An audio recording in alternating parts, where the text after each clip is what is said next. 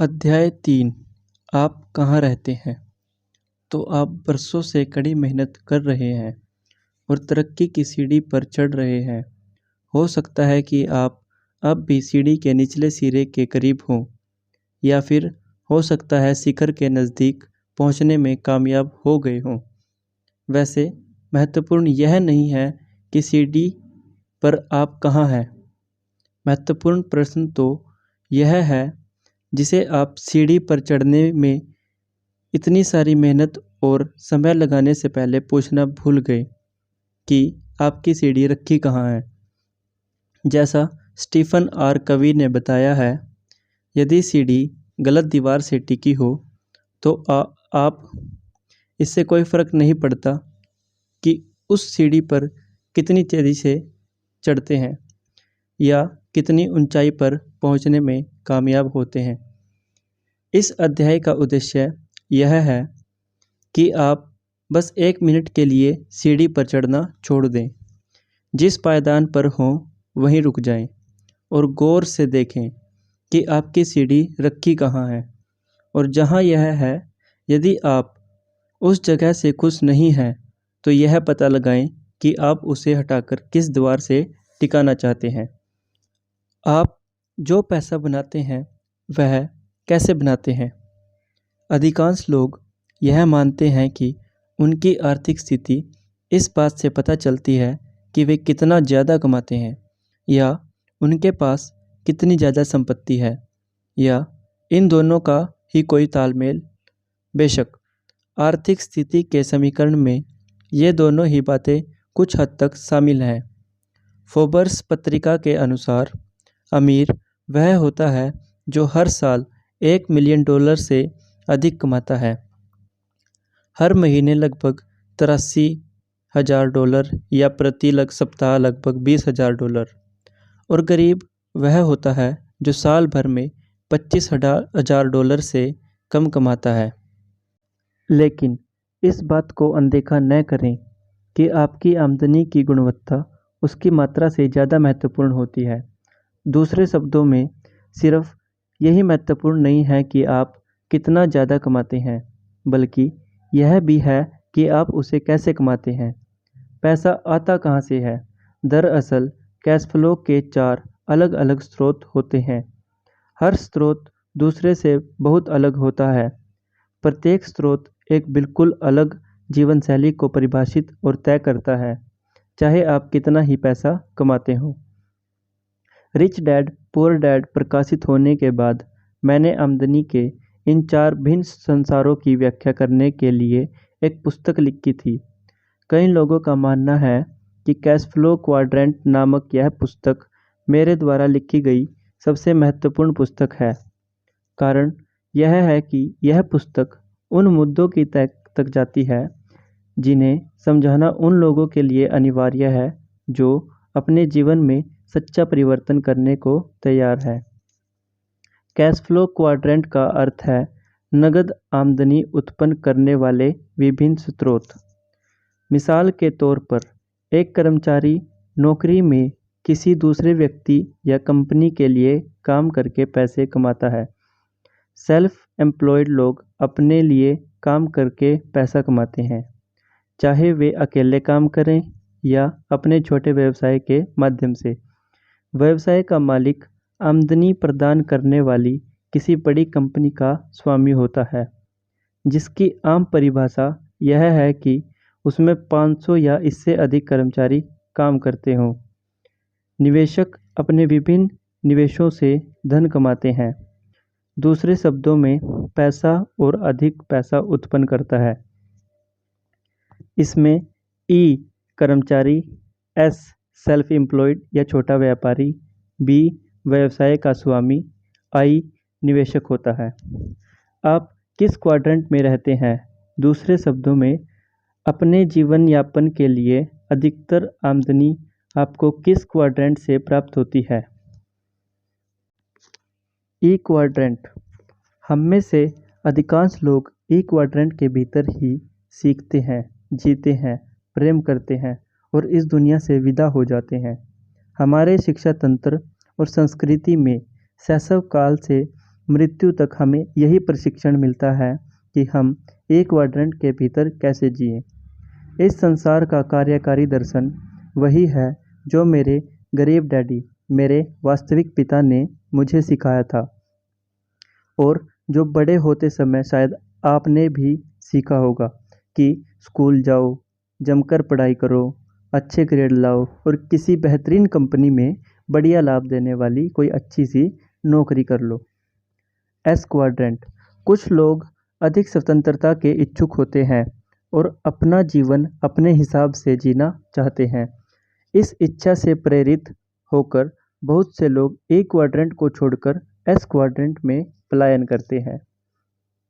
यही वह जगह है जहां लोग अपने दम पर कुछ करने और अमेरिकी सपनों को साकार करने या निर्णय लेते हैं। एस क्वाड्रेंट में आमदनी के ढेरों जरिए होते हैं। जीवन की शुरुआत कर रहे किशोर फ्रीलांस बेबी सीटर या लैंडस्केपर से लेकर ऊंची आमदनी वाले वकील, परामर्शदाता और सार्वजनिक वक्ता, सभी लोग इस क्वाड्रेंट में आते हैं। लेकिन आप चाहे $8 प्रति घंटा कमा रहे हों या $80,000 प्रति वर्ष, एस क्वाड्रेंट आमतौर पर एक सुनहरा जाल होता है। नौकरी छोड़ते वक्त शायद आपने सोचा होगा कि आप अपने बॉस के चंगुल से छुटकारा पा रहे हैं, लेकिन वास्तव में हुआ यह है, आपने सिर्फ बॉस बदला है।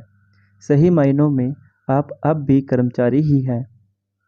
एकमात्र अंतर यह है कि अब जब आप अपनी समस्याओं के लिए अपने बॉस को दोष देना चाहते हैं, तो वह बॉस आप स्वयं होते हैं।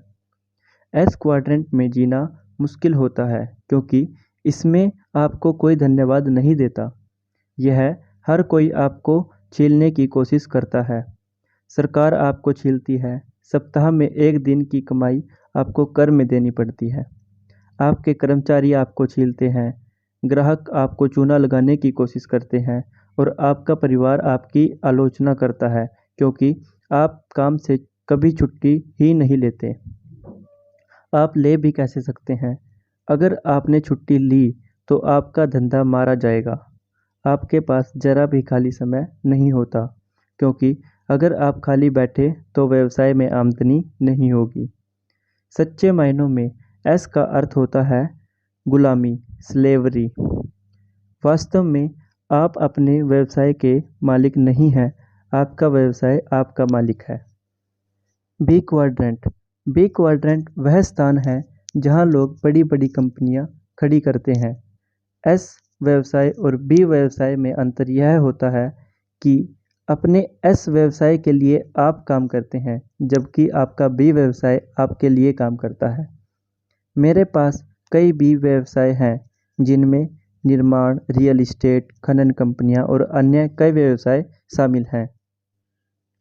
जो लोग बी क्वाड्रेंट में जीते और काम करते हैं, उन पर मंदी का खास असर नहीं होता क्योंकि अपने आमदनी के स्रोत पर उनका पूरा नियंत्रण होता है। आई क्वाड्रेंट। यह रॉकेट विज्ञान नहीं है। मेरे अमीर डैडी ने मोनोपोली व्यापार खेल के जरिए मुझे आई क्वाड्रेंट में जीना सिखाया था और हम सभी जानते हैं कि यह कैसे काम करता है। 4 हरे मकान, 1 लाल होटल, 4 हरे मकान, 1 लाल होटल। नौकरियां बदलने का अर्थ क्वाड्रेंट बदलना नहीं है। अब जरा मुझे यह स्पष्ट करने दें कि इन क्वाड्रेंट्स को समझना इतना महत्वपूर्ण क्यों है। आपने कितनी बार देखा है कि कोई व्यक्ति अपनी नौकरी के बारे में शिकायत करता है, फिर वह नौकरी बदल लेता है, लेकिन कुछ साल बाद आपको दोबारा वही पुरानी शिकायतें सुनने को मिलती हैं। मैं काफ़ी समय से कड़ी मेहनत कर रहा हूँ, लेकिन मैं आगे ही नहीं बढ़ पा रहा हूँ। जब भी मेरी तनख्वाह बढ़ती है, हर बार का कर और खर्च बढ़ जाने के कारण यह बराबर हो जाती है। मैं यह करना चाहूँगा, लेकिन जीवन के इस दौर में दोबारा कॉलेज जाकर कोई नया पेशा नहीं सीख सकता। यह नौकरी घटिया है, मेरा बॉस घटिया है, जीवन घटिया है। ये और इन्हीं जैसी दर्जनों अन्य बातें बताती हैं कि वह व्यक्ति फंसा हुआ है। वैसे दरअसल वह किसी खास नौकरी में नहीं बल्कि एक खास क्वाड्रेंट के चंगुल में फंसा हुआ है। समस्या यह होती है कि ज़्यादातर मौक़ों पर जब लोग अपने जीवन में सचमुच कोई परिवर्तन करते हैं तो वे बस अपनी नौकरी बदलते हैं, जबकि उन्हें क्वाड्रेंट बदलना चाहिए था। अधिकांश लोग बाएं हाथ वाले हिस्से ई और एस क्वाड्रेंट में ही रहते हैं। हम यहीं पर बड़े होते हैं और जीने का प्रशिक्षण प्राप्त करते हैं।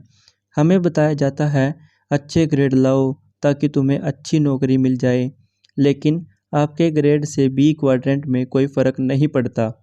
आपका बैंकर आपका रिपोर्ट कार्ड नहीं देखता, वह तो आपका फाइनेंशियल स्टेटमेंट देखना चाहता है। नौकरी के इन पुराने तंत्रों को तोड़ना और अपना खुद की आमदनी के नए स्रोत उत्पन्न करना बहुत ज़रूरी है, क्योंकि इसके बाद ही आप आर्थिक तूफान से मुकाबला करने की सर्वश्रेष्ठ स्थिति में आ सकते हैं। सिर्फ इसलिए क्योंकि अपनी सालाना आमदनी को तय करने के लिए आप किसी बॉस या अर्थव्यवस्था पर निर्भर नहीं होते। अब इसे आप खुद तय करते हैं। कम से कम 80% लोग इस रेखा चित्र के बाएं हिस्से में जीते हैं। खास तौर पर ए क्वाड्रेंट में हमें सिखाया जाता है कि हमें सुरक्षा यहीं मिलेगी। दूसरी ओर दाएं हाथ के हिस्से बी और आई में स्वतंत्रता का वास होता है। यदि आप उस हिस्से में जीना चाहते हैं तो आप इसे संभव बना सकते हैं, लेकिन यदि आप बाएं हाथ वाले हिस्से की तुलनात्मक सुरक्षा चाहते हैं तो मैं यहाँ जो बताने जा रहा हूँ वह शायद आपके लिए नहीं है। यह एक ऐसा निर्णय है जो सिर्फ आप ही ले सकते हैं। पहला, आप किस क्वाड्रेंट में रहते हैं। दूसरा, आप किस क्वाड्रेंट में रहना चाहते हैं।